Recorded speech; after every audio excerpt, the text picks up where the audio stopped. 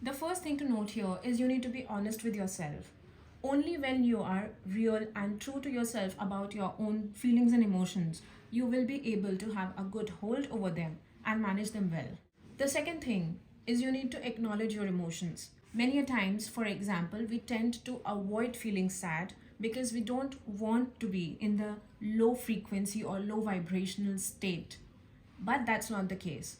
You need to acknowledge what your emotions are at different points of time so that you can manage them well.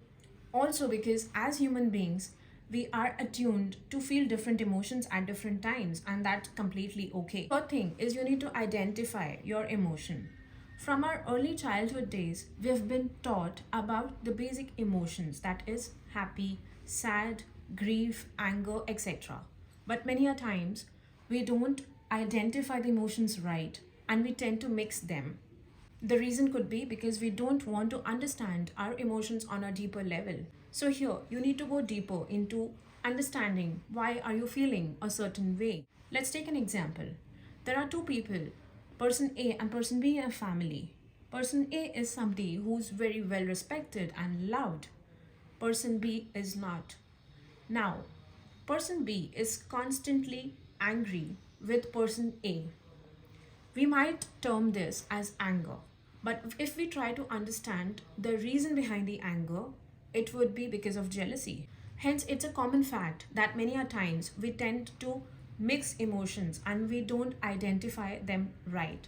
But again, for managing your emotions well, it's very important to completely identify them. The last step here is you need to accept your emotions.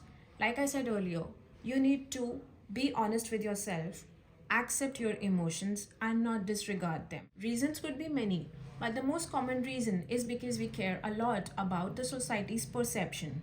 We know that society has put everything into good and bad. Anger and jealousy or other emotions are termed as bad, whereas being happy, being caring and loving is termed as good emotion. Hence, we don't want to be seen as an angry person or a sad or a jealous person.